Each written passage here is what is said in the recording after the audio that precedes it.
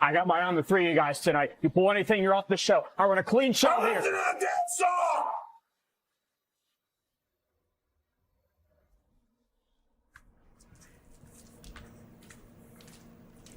Okay, boys. Show them what you got. Let's go, boys. Get in deep. Oh, happy Halloween, everybody. A night early, but who cares? Biz, you wore this on the way in here. Damn machine took my quarter.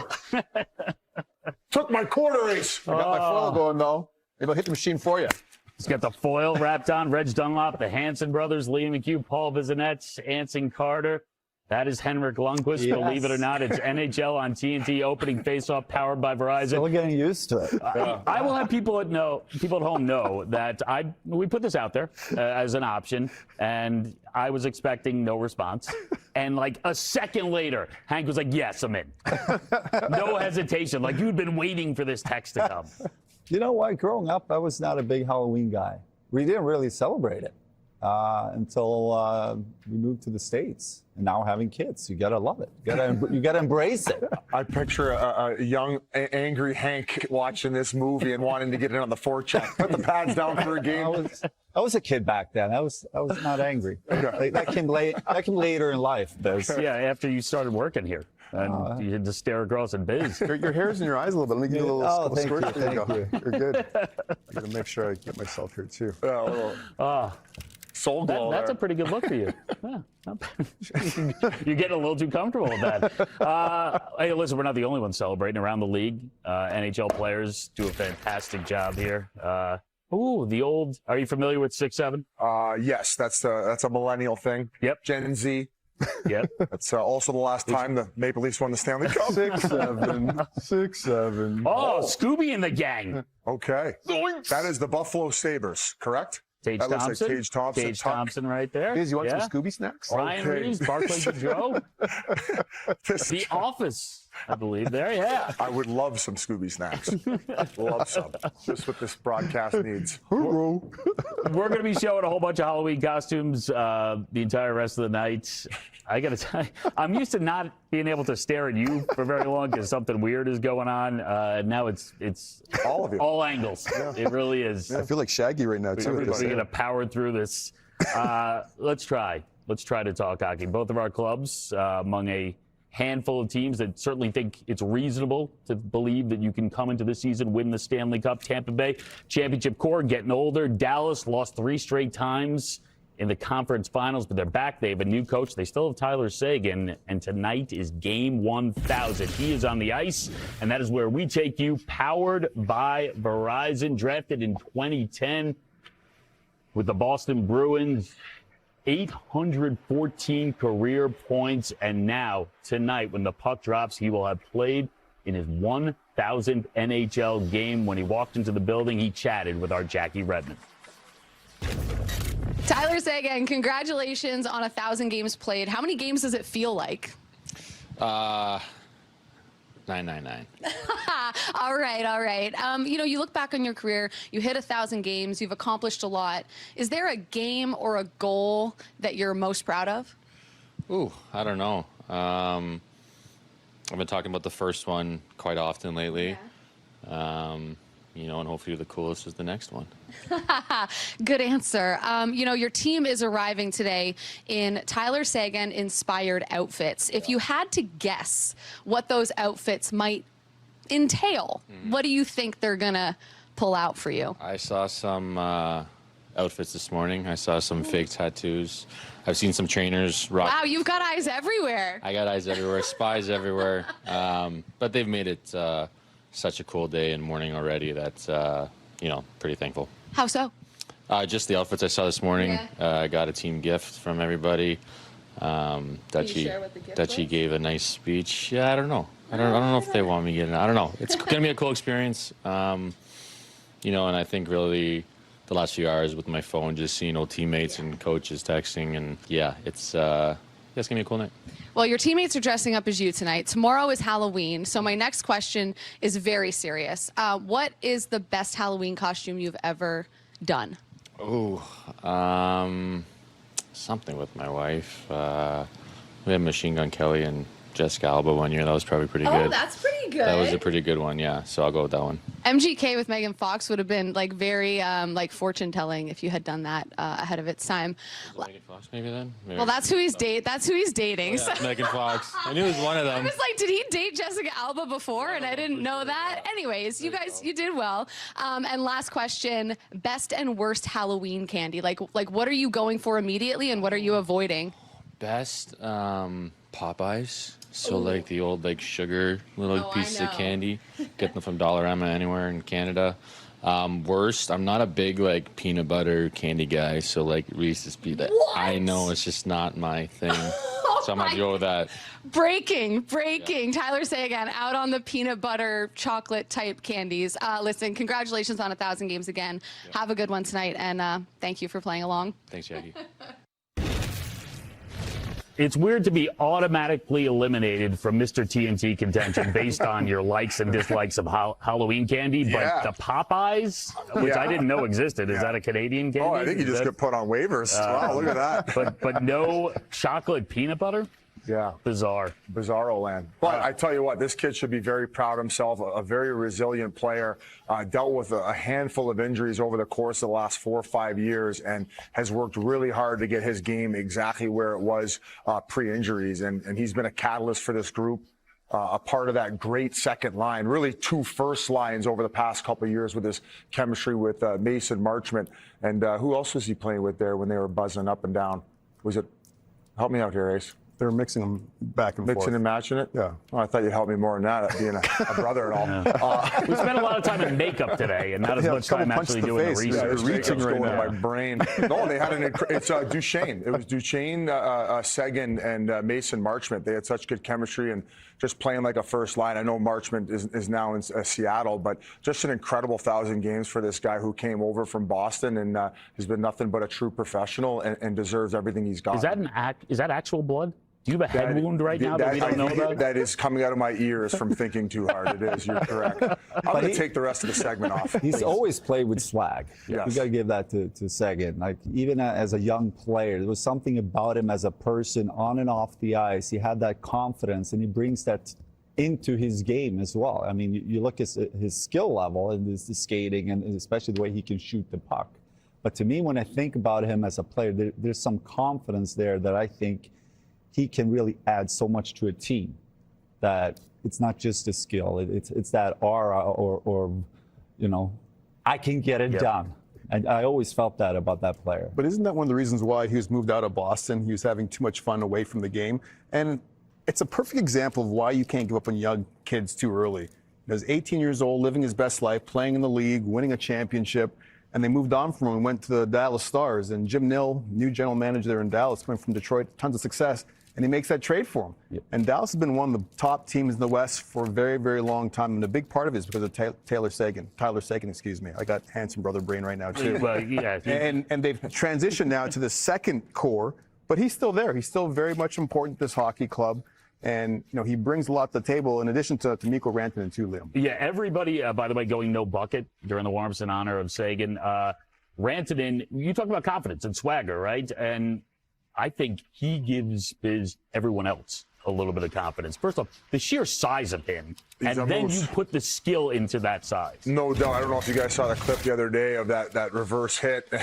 This one right here? Yeah, he went down the tunnel. I don't even know if it is a reverse hit. He just stood. Looks like he just stood still. Yeah. Booty, rocking everywhere. Yeah, exactly. Booty, rocking everywhere. Yeah, no wind in his lungs there down the tunnel, but he's so good at protecting the puck, right? I mean, you saw what he can do, especially come crunch time in playoffs last year with the new squad. But I love this guy. Incredible shot. And when you get him to his area in the offensive zone, I don't think there's anyone better below the dots and how he's able to protect it, feed his teammates, or even go to the blue paint. So I'm still scratching my head at that trade, but it feels like at this point everybody got their guy. And that kind of, during the regular season sometimes it's hard to really know what's going to set players apart going into the playoffs. But we always talk about the importance of being strong on the puck, holding on to pucks. And that's why he's doing so well in the postseason. But again, sometimes it's a little losing during the regular season because you have teams not playing as physical. They're not as tight on you. But when you break it down and watch him during the playoffs, man, he's just so strong on the puck. This is right now the biggest question mark in the Dallas Stars lineup, boys. What do they do with Jason Robertson? I mean, this guy's over a point per game player in the regular season, just under a point per game player come playoff time. I don't know what you do, right? He's been the topic of conversation of a lot of trades. How do you replace a guy like that who could score at the pace he has?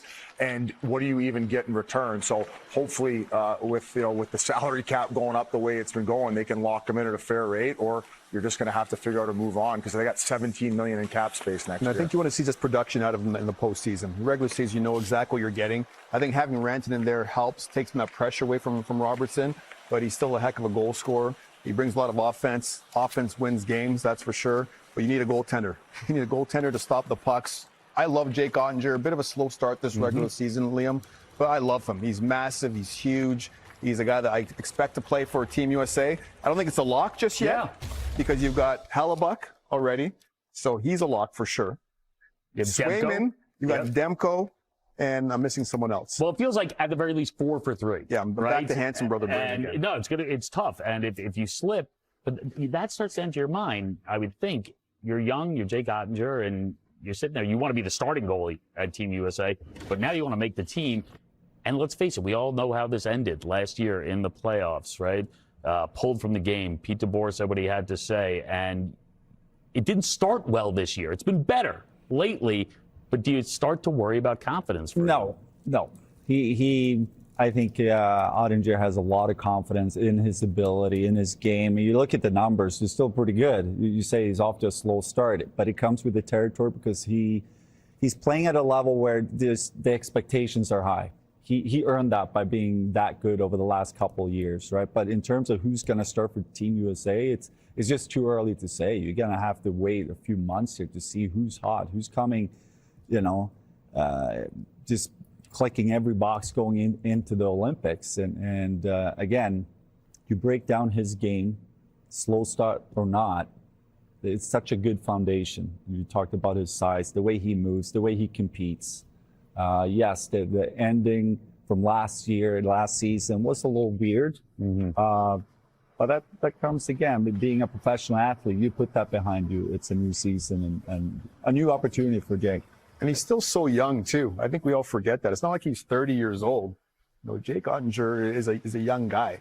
So he still has a lot of time to develop and get better, and he's using his experiences of playing in the postseason the last couple of years. But the one guy that doesn't need experience is Kucherov. Look at him. I like his warm-up. Chilling. I mean, he was great at the All-Star game. He was awesome. Just hanging, just chilling, just living his best life. He makes the game look so easy, Biz. So easy. Like, I remember talking to Marty St. Louis about him, and he says that he plays the game in front of him and he plays the game behind him, too.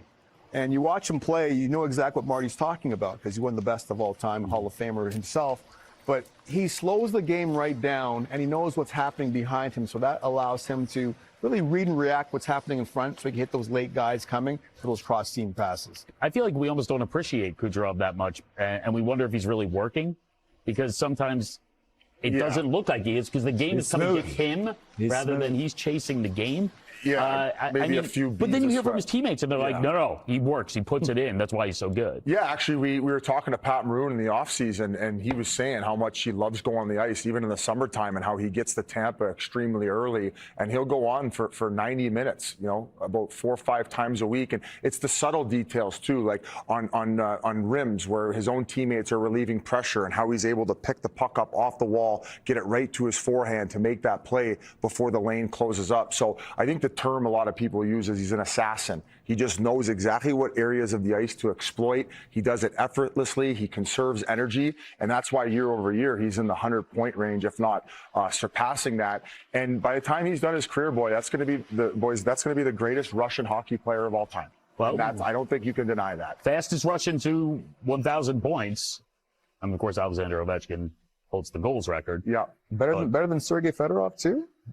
I just think that by the time it's all said and done, as far as his ability to play the game, I mean, people say, okay, Ovi's got the goals and everything. I just think that his full body of work and the way that he plays the game, this guy's getting 130, 140 points a year sometimes. And I just think collectively and how he makes his teammates better. And I would assume with the way he plays, his longevity is another 5, 6, 7 years, if not more than that. I think he's going to be, if not in the top 2 or 3. Well, he's starting to talk about like top 7 or 8 players all time. This would be a good post-game segue for us, I think. We can come back to this. Post-game. I will talk about Andrei Vasilevskiy really quickly.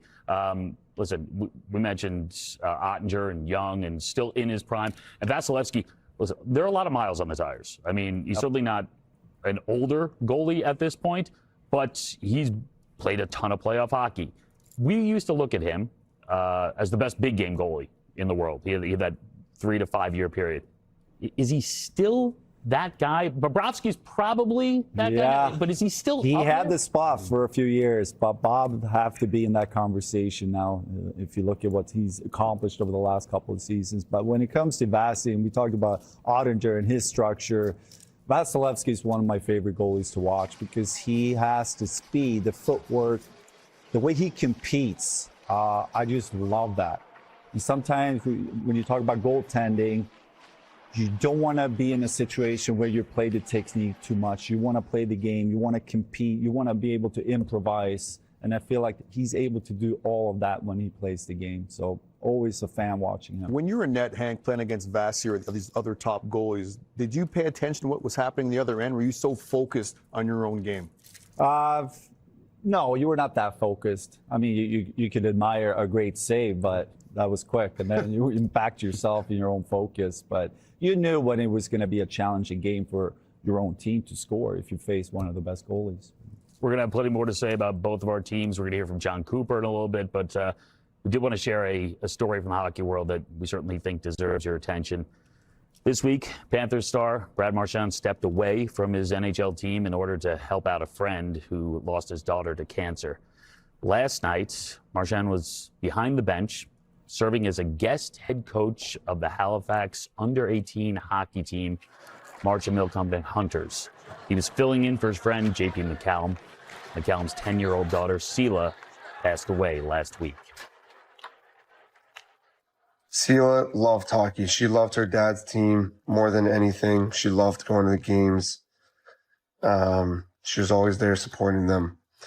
And the 5 of us all shared a very deep bond with Sela. We've known her from the day she was born.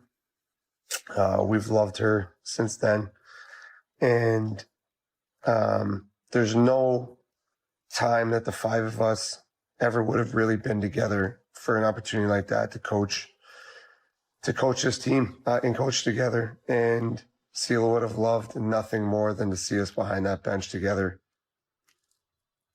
You can sense how deep that bond is. The game itself was a fundraiser for the family. Yeah, if you trust the person, you get 10x out of the player. And it hasn't been like Marshy's been in Florida for a long time, fellas. Just got there recently, and they gave him the green light to go and do this. It's so important to him. I mean, that's tip of the hockey helmet to the Florida Panthers organization and for Marshy for doing this and stepping away and realizing this is important. No doubt. All class from Archie, and our condolences not only to the family, but that entire community. This is what embodies the game of hockey, and we're all thinking of you. Yeah, certainly class move, Brad Marchand, and our thoughts go out to the family and friends. We'll be back in just a moment on the NHL on TNT.